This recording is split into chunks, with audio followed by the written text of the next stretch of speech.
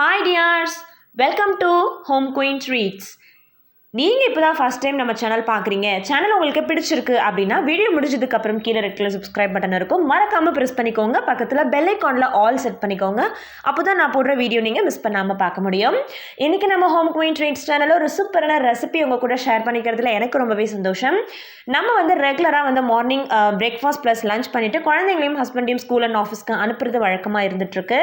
இதில் நமக்கு ரொம்பவே குழப்பமாக இருக்கக்கூடிய ஒரு விஷயம் என்னென்னு பார்த்தீங்கன்னா, என்னடா குழம்பு வைக்கிறது, என்ன சாப்பாடு பண்ணுறது அப்படின்றது தான். இது ரொம்பவே சிம்பிள் அண்ட் ரொம்ப லேசியாக இருக்கிற டே அன்னைக்கு இதை நீங்கள் சூப்பர் ரெசிபியாக உங்கள் குழந்தைங்களுக்கு கொடுத்து விடலாம். அதுக்கு நான் இன்றைக்கி 2 மீடியம் சைஸ் வெங்காயம், 4 மீடியம் சைஸ் தக்காளி நல்லா பொடி பொடியாக நறுக்கி எடுத்துக்கிறேன். கூடவே ஒரு பச்சை மிளகாவும் பொடி பொடியாக நறுக்கி எடுத்துக்கிறேன். ஸோ இந்த ரெசிபி என்னுடைய நானி, அதாவது என்னுடைய அம்மாவோட அம்மா சொல்லி கொடுத்த ஒரு ரெசிபி தான். ஸோ எங்கள் வீட்டு இது ரொம்பவே ஃபேமஸ் அண்ட் பாப்புலர்னு சொல்லலாம், எல்லாத்துக்கும் ரொம்பவே பிடிக்கும். இது தக்காளி கடைசல் அப்படின்னு சொல்லலாம், இல்லை தக்காளி சட்னின்னு சொல்லலாம், எப்படி வேணாலும் சொல்லலாம். ஆனால் இதோடைய ருசி பார்த்தீங்க அப்படின்னா ரொம்பவே அட்டகாசமாக இருக்கும். கண்டிப்பாக நீங்கள் ஒரு முறை வீட்டில் ட்ரை பண்ணி பாருங்கள்.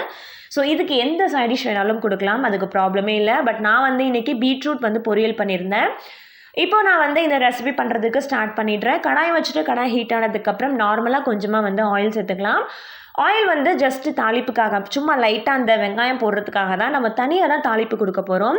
ஸோ ஆயில் லேசாக சூடானதுக்கப்புறம் நறுக்கி வச்சுருக்கிற வெங்காயம், பச்சை மிளகாய் போட்டுட்டு நல்லாவே சுருளை வதக்கி விட்டுக்கலாம். அது கூடவே 2 நிமிஷம் கழித்து தக்காளியும் சேர்த்துக்கலாம். இது ஒரு 5லிருந்து 8 நிமிஷம் நல்லா மீடியம் ஃப்ளேமில் மூடி போட்டுட்டு நல்லா கொத்தி விடுங்க. தக்காளி எல்லாமே மசிஞ்சு வரணும். ஸோ இந்த ரெசிபி ரொம்ப ஈஸி. இது நீங்கள் ஸ்கூலுக்கு தான் கொடுத்து விடணும் அப்படின்னு அவசியம் கிடையாது. ரொம்பவே லேசியாக இருக்கிற அன்னைக்கு எல்லாமே நீங்கள் இந்த ரெசிபி ட்ரை பண்ணலாம். மத்தியானத்துக்கு சாதம்க்கு நல்லாயிருக்கும், இட்லிக்கு நல்லாயிருக்கும், தோசைக்கு நல்லாயிருக்கும், ஈவன் சப்பாத்திக்கு நல்லாயிருக்கும். எல்லாத்துக்குமே இது நல்ல ஒரு சைட் டிஷ்ஷாக இருக்கும், மெயின் டிஷ்ஷாக கூட இருக்கும். ஸோ இந்த ரெசிபி உண்மையிலேயே நீங்கள் ஒரு தடவை கண்டிப்பாக ட்ரை பண்ணுங்கள். என்னோட சப்ஸ்கிரைபராக நீங்கள் ரெகுலராக என்னோட வீடியோஸ் பார்க்குறீங்கன்னா இந்த ரெசிபி நீங்கள் ஒரு முறை ட்ரை பண்ணிவிட்டு எனக்கு கமெண்ட் செக்ஷனில் தெரியப்படுத்துங்க. ஸோ கண்டிப்பாக உங்களுக்கு இந்த ரெசிபி பிடிக்கும். இப்போ பாருங்கள், நல்ல ஒரு 8 நிமிஷம் ஆயிருக்கு. தக்காளி பாருங்கள் எந்த அளவுக்கு மசிஞ்சு வந்திருக்கு அப்படின்னு சொல்லிட்டேன். ஸோ இது அதிகமாக இதில் இஞ்சி பூண்டு அரைக்கிறதோ இல்லை மசாலா சேர்க்குறதோ அரைச்சி போடுறதோ எதுவுமே கிடையாது. ரொம்ப ஈஸியாக சிம்பிளாக பண்ணக்கூடிய ஒரு ரெசிபி தான். இதில் நான் இன்றைக்கி சேர்க்க போகிற பொருள் பார்த்திங்கன்னா 1/2 டீஸ்பூன் மஞ்சத்தூளும் 1 டீஸ்பூன் குழம்பு மிளகாய் தூளும் சேர்க்குறேன். ஸோ குழம்பு மிளகாய் தூள் எப்படி பண்ணணும் அப்படின்றத நான் அப்லோட் பண்ண ட்ரை பண்ணிகிட்ருக்கேன். பட் என்னால் முடியல. பட் கண்டிப்பாக நான் அப்லோட் பண்ணுறேன். இந்த குழம்பு மிளகாய் தூள் இல்லாதவங்க 1 டீஸ்பூன் கார மிளகாய் தூளும் 1/2 டீஸ்பூன் போல் மல்லித்தூளும் சேர்த்துக்கோங்க.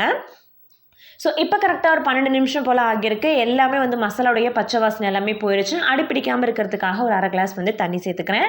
ஸோ அவ்வளோதான். இப்போ நம்ம ஸ்டவ்வை ஆஃப் பண்ணிடலாம். இதை நல்லா ஆறட்டும். ஸோ ஆறினதுக்கப்புறம் நான் வீடியோட ஸ்டார்டிங்கில் சொன்ன மாதிரி இது தக்காளி கரைசல் அப்படின்னு சொன்னேன்.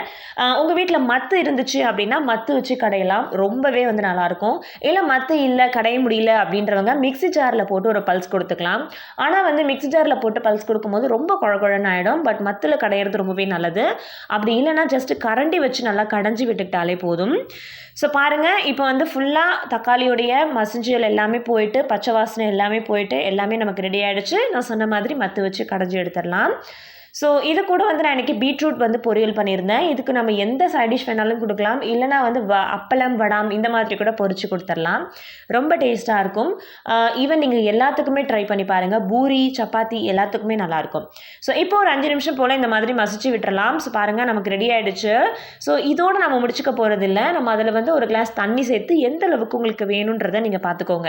இப்போ சாதம்னா கொஞ்சம் தண்ணியாக போட்டு சாப்பிட்டா நல்லாயிருக்கும், சப்பாத்திக்கு கொஞ்சம் கெட்டியாக போட்டால் நல்லாயிருக்கும். ஓரளவுக்கு வேணுன்ற அளவுக்கு தண்ணி மட்டும் சேர்த்துட்டு அதை ஆஃப் பண்ணிவிட்டு நார்மலாக சாம்பார் எப்படி தாளிப்போமோ அதே மாதிரி எண்ணெய் ஊற்றி கடுகு, ஜீரகம், காஞ்ச மிளகாய், பெருங்காயம், வெங்காயம் இது எல்லாத்தையுமே சேர்த்துட்டு வதக்கிக்கலாம். இதிலே கருவேப்பிலை போட்டாலும் போடலாம். ஆனால் நான் என்ன பண்ணுவேன்னா, இதை தாளித்து அந்த மசாலாவில் கொட்டினதுக்கப்புறமா ஃப்ரெஷ்ஷான கருவேப்பிலையை அந்த எண்ணெயோடைய சூட்லேயே போட்டு அப்படியே மூடிடுவேன். அந்த கருவேப்பிலையுடைய ஃபுல் அரோமா அப்படியே பச்சையாக அந்த தக்காளியுடைய சட்னியில் இறங்கியிருக்கும். ஸோ அது உண்மையிலேயே ரொம்ப நல்லாயிருக்கும். ஸோ அதனால் அந்த மாதிரி ட்ரை பண்ணிக்கலாம். ஸோ அவ்வளோதான் நம்மளுடைய தக்காளி கரைசல், எங்களுடைய அம்மம்மாவுடைய ரெசிபி இது. கண்டிப்பாக நீங்களும் ட்ரை பண்ணி பாருங்கள். வீடியோ பிடிச்சிருந்துச்சுன்னா லைக் பண்ண மறந்துடாதீங்க. உங்கள் ஃப்ரெண்ட்ஸ் அண்ட் ஃபேமிலி ரிலேட்டிவ்ஸ்க்கு வாட்ஸ்அப் ஃபேஸ்புக் மூலயமா ஷேர் பண்ணி கொடுங்க. இது கூடவே நான் லஞ்ச் பேக் பண்ணதுக்காக பீட்ரூட் பொரியலும் பண்ணிட்டேன். அது சிம்பிள் தான். ஆனால் ஒரு விஷயம், பீட்ரூட்டுக்கு தேங்காய் சேர்த்து பாருங்கள், ரொம்பவே நல்லாயிருக்கும். இந்த வீடியோ பார்த்ததுக்கு நன்றி. தேங்க்யூ ஸோ மச் ஃபார் வாட்சிங் this video. Take care all. By.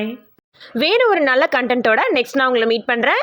நீங்களும் நம்ம சேனல் சப்ஸ்கிரைப் பண்ணாமல் இருக்கீங்கன்னா மறக்காமல் பண்ணிவிடுங்க. நிறைய சுவாரஸ்யங்களான வீடியோஸ் வெயிட்டிங்கில் இருக்குது. நீங்கள் மிஸ் பண்ணாமல் பார்க்க முடியும்.